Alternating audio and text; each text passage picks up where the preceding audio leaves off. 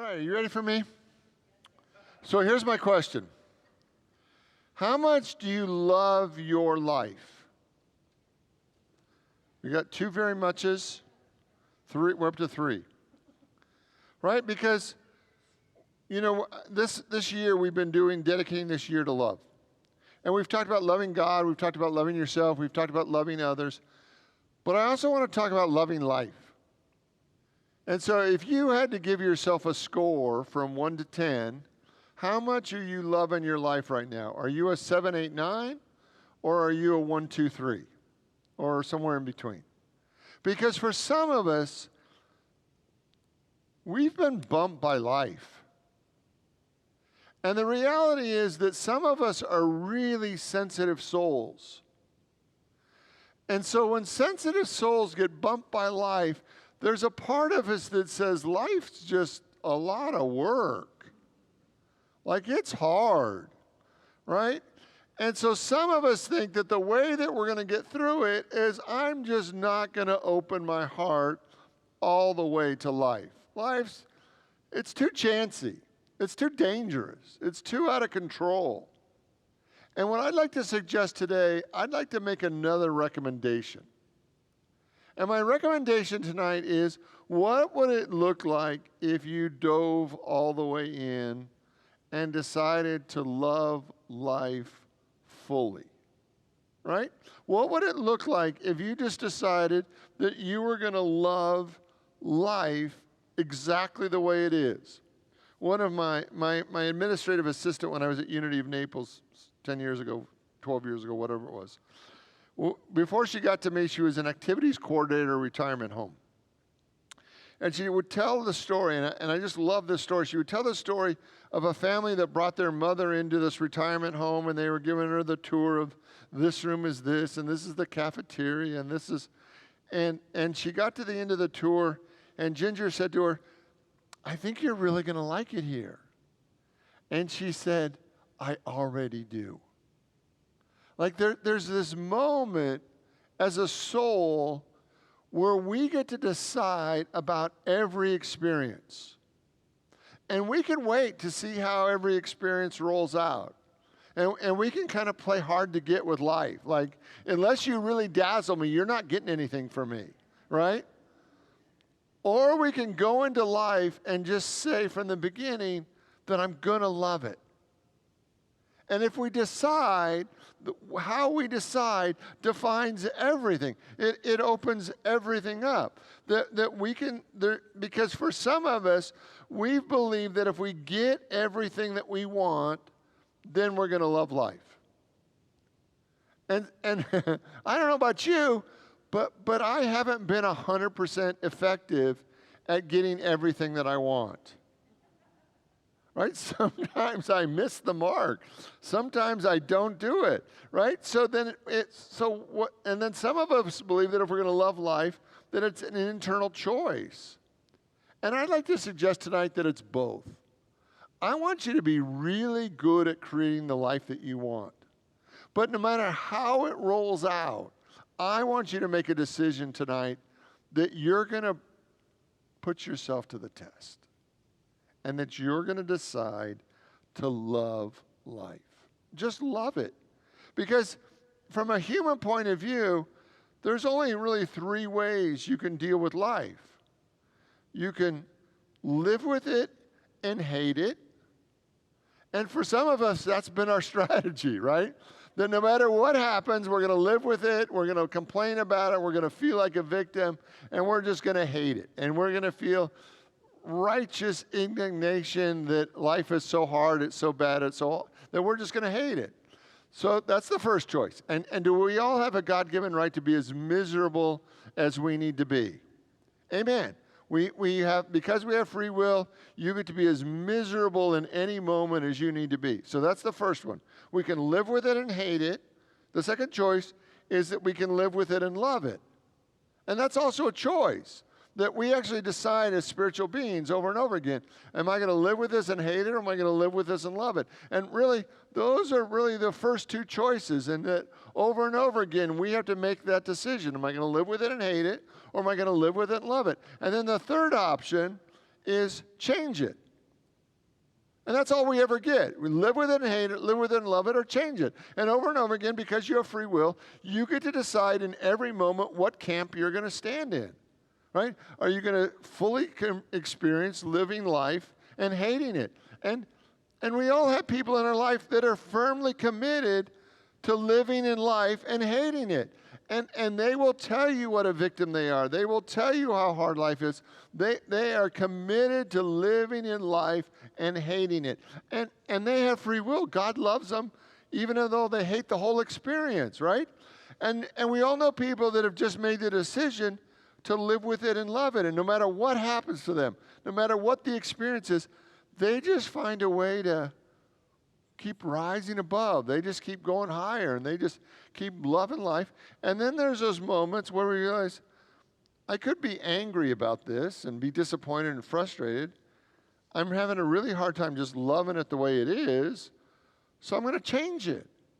And because you have free will, you get to decide in any situation of your life which three camps you want to be in from moment to moment. So here's your homework, right?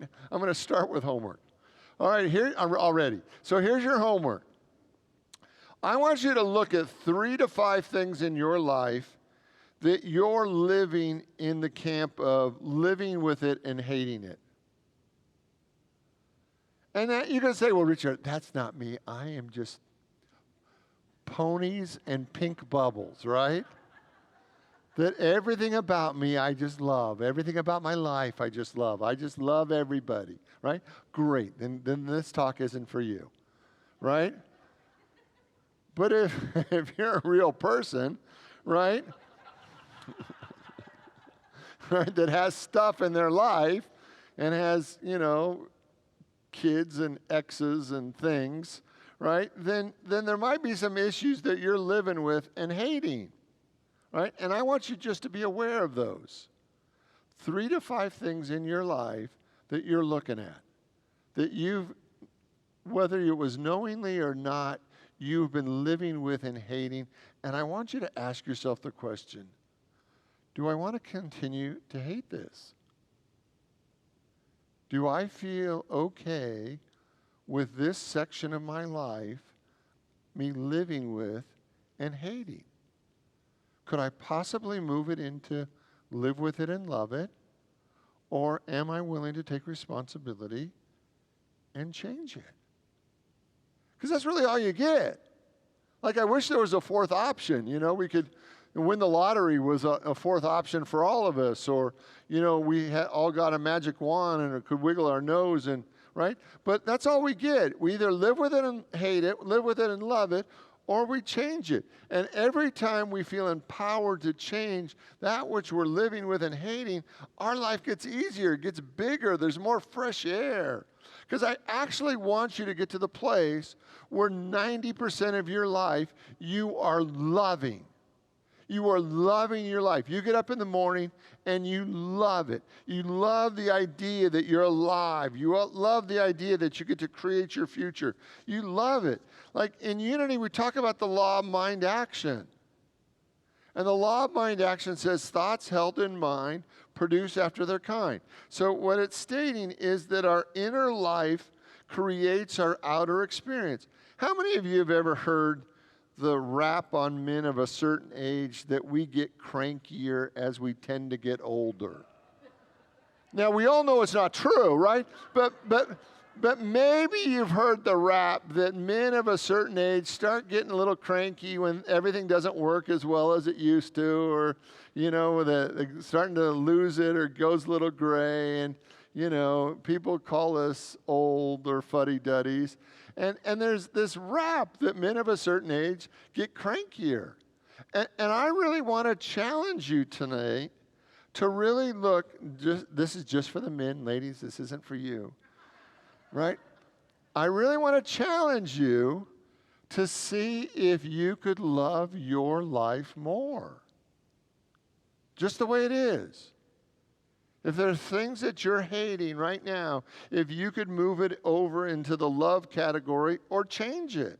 Because the law of mind action says thoughts held in mind produce after the kind. So if I'm thinking thoughts that I hate my life, if I'm feeling that feeling of feeling victimized by my life, in Unity we believe that actually creates a greater experience of that we're actually creating more and more of what we don't want instead of really moving into an experience where we love life. And when we love life, we tend to experience more and more things that we love.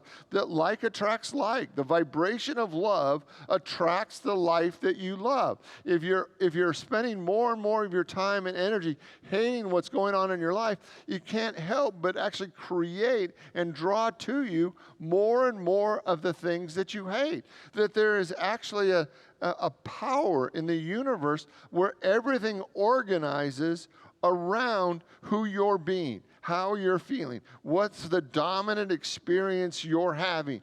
And if the dominant experience that you're having is hating life, let me just take a step back and get out of your way.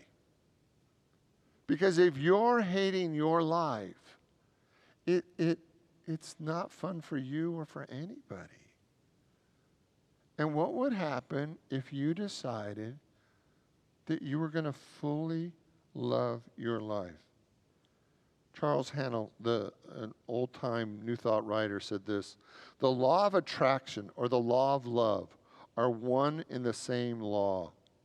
Jesus said, give and it will be given unto you. Good measure, pressed down, shaken together, will be running over and put into your lap. For the measure you give will be the measure that you get back.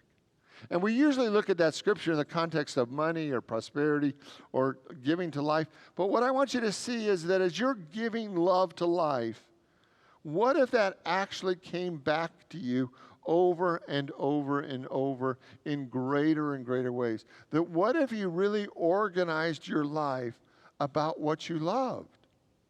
What if you gave yourself permission to truly live a life that you love? How many of you know that the Christian church in this country basically came out of the Puritan work ethic, right? It basically came out of this whole idea that if you suffer long enough in this life experience and you die, your reward will be in the afterlife. Like that's where the how many of you were raised in a church that was open about that theology? Anybody? A few people, right? So it's this idea that if we suffer long enough and if we suffer deep enough and if it's horrible enough, there's good news about that. And the good news is that your reward is going to come in heaven, so there's like this big payback after you die. Now, if you're miserable in this life, why would you think that you would be happier in the next? Does that make sense to anybody? That somehow, if you're miserable now, you die, so you no longer have a body, but you're still your same emotional self, and you get to heaven. I think there's a big chunk of heaven for all the cranky people. Like all the people that nobody else wants to be around who are miserable in this life, it's like, don't send them to the happy end, send them to the cranky end. Because if you weren't loving it here, what makes you sure you're going to love it on the other side? And over again, I want to challenge you to love your life. Because when you've been shut down, when you've been wounded, when you've been bruised, when you've been disappointed, it takes a high level of courage and faith to open your heart again and decide you're going to love it. Because it makes sense to play it safe. It seems rational. It seems appropriate. But what happens is you play it so safe. You live so guarded. You live so protected. You live so behind all the barriers that you put between you and life that you never really get to live full out. You never get to experience all of it. You never get to experience the fullness of life. And what would happen if you just loved your life? I claim a life that I love. Will you say that with me? I claim a life that I love. One more time. I claim a life that I love. I love my life. Together? I love my life. Now, hear the inner voice. Is the inner voice in you going, liar, liar, pants on fire? Right? Like, when did that start? Because I didn't get the memo, right?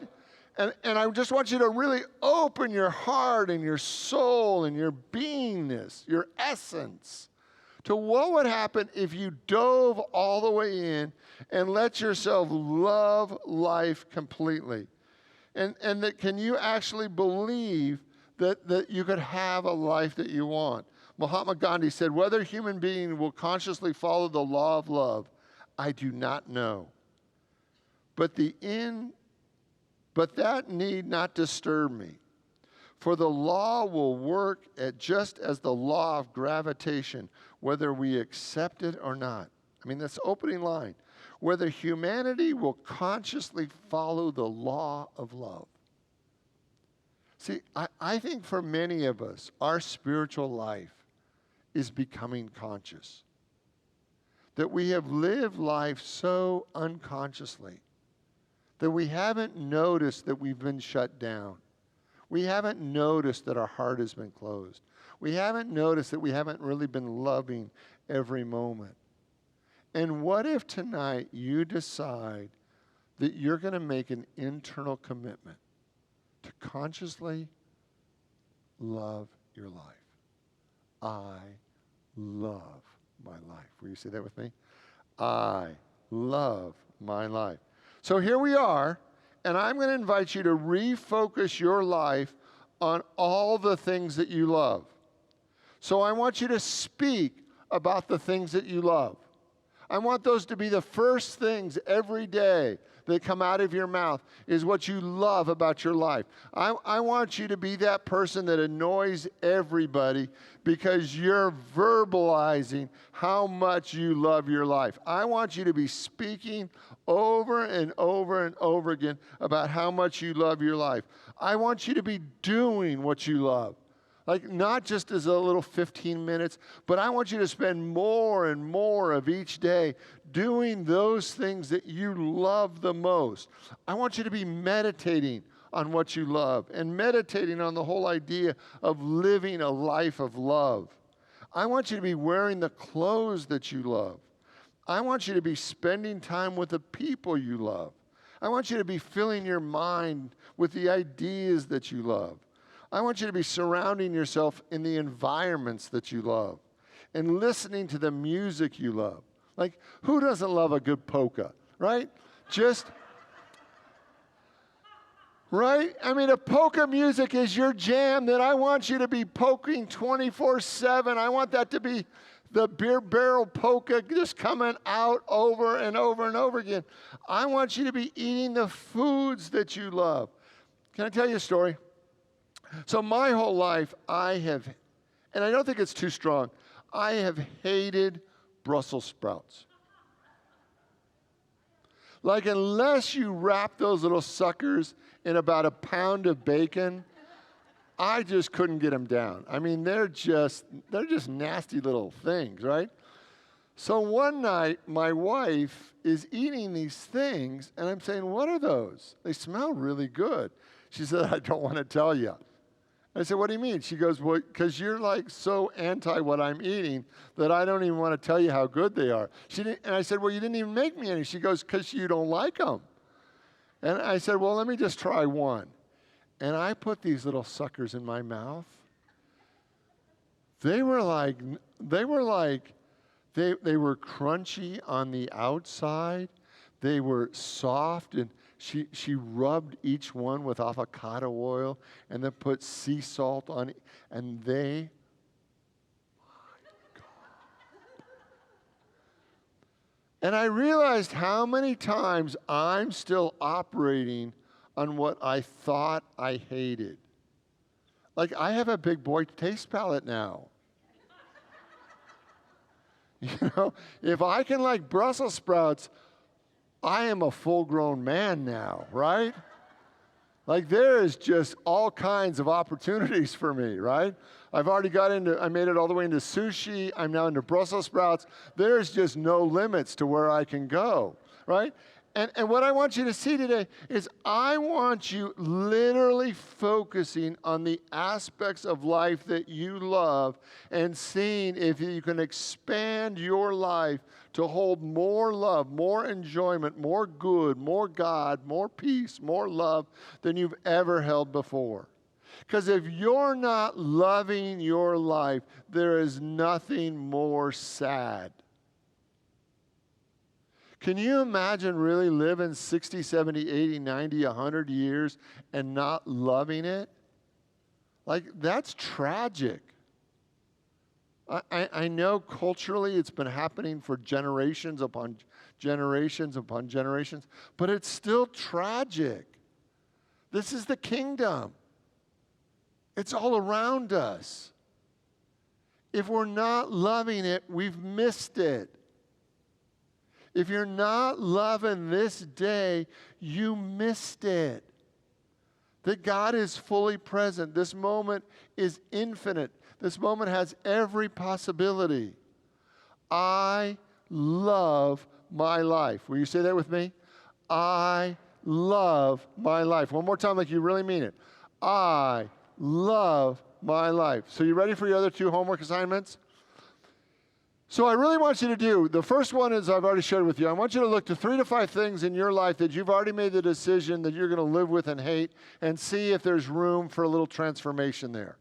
If you can move it into the love column, or if you're going to move it into the change column, you get to decide 3 to 5 things that you're living with in your life that you're hating. Second thing I want you to look at as a homework assignment about loving your life is I want you, and this is going to sound kind of foo-foo, I want you to write a love note to life about all the things that you love about your life. And I want you to write it weekly, monthly, yearly, whatever, however much love you can tolerate in your life. But I want you to write a love note to life about every good thing. Because the more we focus on the good things, the more the good things expand in our life. So I want you to write a love note to life. And the third thing I'm going to invite you to do, if you really want to love your life, is every night before you go to bed, I want you to think about 3 to 5 things that you've loved about your day. And if you have a partner in your life that you can share these things, then it's a great way to go to sleep. Because instead of going to sleep worrying about all the things we tend to worry about, you're actually going to go to sleep thinking about the 3 to 5 things every day that you literally loved about your life. And you're going to give voice to it. And you're going to begin to notice it. Because gratitude expands us. It expands our soul. And when we go to the highest level of gratitude, when you really look at what you truly love about your life and you give voice to that, it expands in every level of your life. That over and over again, you have the choice. You can live with it and hate it. You can live with it and love it. Or you have the God-given right to change it. And that's just true. Will you pray with me? And I invite you to open your mind, your heart, your soul to the activity of God. And I want you to feel your internal commitment to love your life. That however old you were, whatever that was going on in your life where you decided that life wasn't safe, that you couldn't trust it, I want you to make a new choice tonight. I want you to make a soul choice that you're going to love life. That you're going to encrypt a whole new operating system. That you're going to download a whole nother way of being in the world. That you're going to decide every day that you're going to love your life. And we allow that to be so. We allow that to be true. I love my life. I love it. I love it passionately. I love it with my whole heart. I love life. So in the name and through the power of the living Christ, we give thanks. And so it is. Amen.